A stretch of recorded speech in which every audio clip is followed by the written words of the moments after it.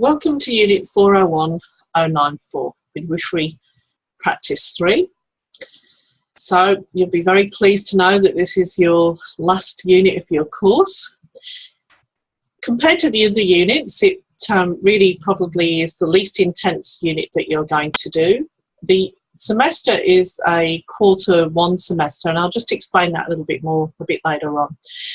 But just so you understand how the course is going to be run, it'll entail 4 on-campus days, and these are January the 11th, 18th, 25th, and the 1st of February. So they're the only 4 days you're expected to come to campus. It is 100% attendance requirement, so it's not an optional extra to attend university or not. There is an attendance requirement. The first 3 workshops that you'll attend are of 6 hours duration, and they focus on 2 topics. The first topic that you're going to cover is over 2 days, and that's looking at working in partnership. It really is, I suppose, a communication workshop, but very much sort of focused on working with women and their families. And it really does require you to be very interactive and participatory to get the most out of it.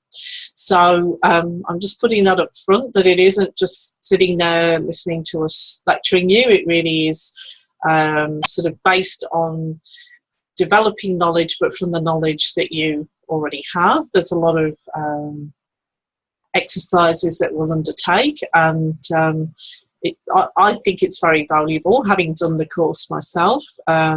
So we're sort of doing an abridged version of a formal course that normally takes 5 days. We've been given permission to use the content, but in an abridged way.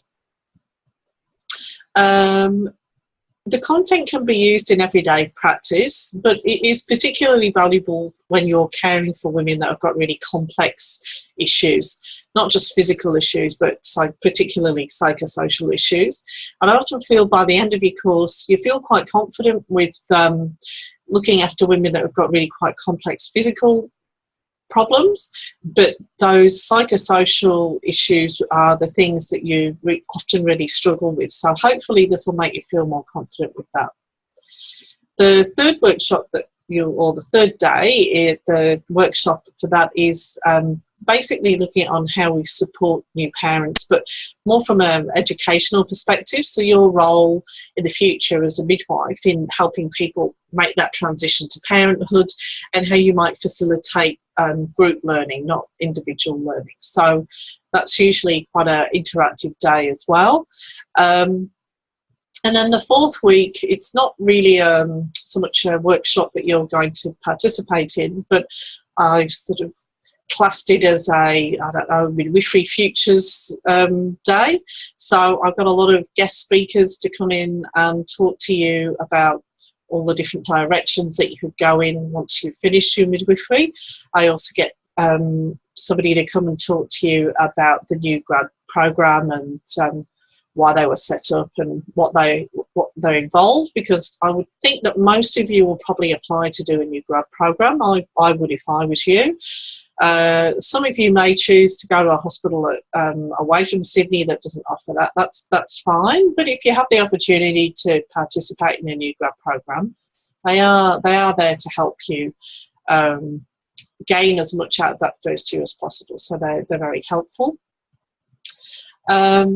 Then there are obviously many other weeks in the semester that you're not coming to university, and on those Wednesdays it's not an opportunity for your hospital just to make you work. They are still classed as university days. So if you are needing to complete your supernumerary time in the community, then that's your opportunity to complete that. So just so you know, also there will be readings put on the website or the view site for this unit, but they're not, I mean, generally speaking, they're not compulsory readings. They're really just to support what you've learned in those weeks. There will be assessment but again, very much focused on completing your clinical. However, you will need to write 4 reflections on the workshops that you attend.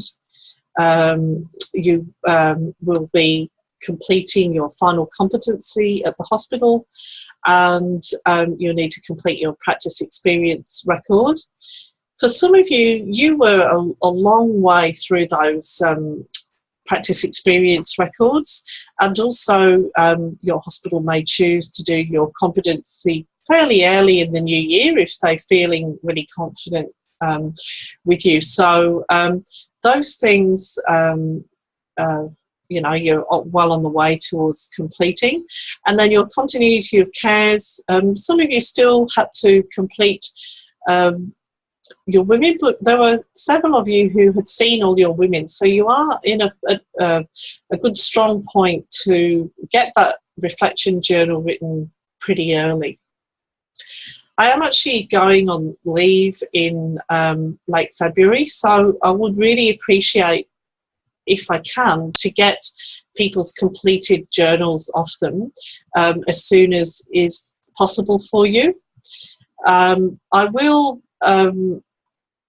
It does take quite a long time for me to read them and mark them, and I would like to tidy up as much as I can your assessment requirements before I go on leave, and not leave it for my colleague to have to sort out.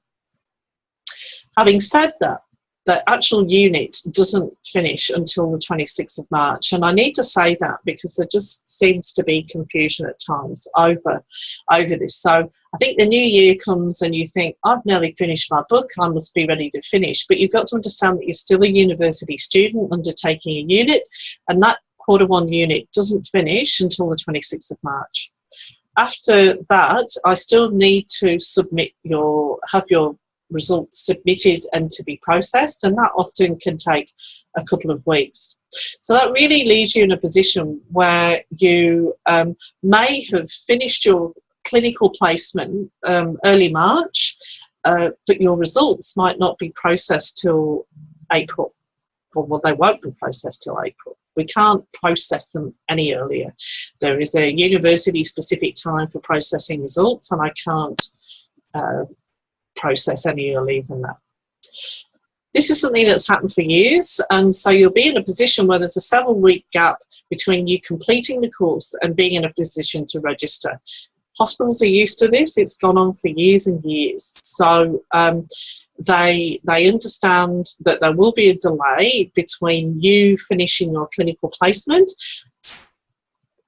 After that, you finish the course, and then your results need to be processed. And if there are interviews taking place for new graduates, you must apply for them and you must go for the interview. Don't think that you can only apply for a position once you are a registered midwife. And if they offer you a position, they understand that they will have to offer you the position so that when you finish your course, there will be a period of several weeks where they are employing you in a position as registered nurse. And then when you're able to go to the board and register yourself as a midwife, they will employ you as a midwife from that point on. I will reinforce this again in the classroom when we're at uni in January and February, but I actually feel like I need to have a clear record that I have discussed this with you, because it still seems to cause confusion for people. Okay. Have a nice break, or I hope you've had a nice break, and I'll see you in the classroom on the 11th.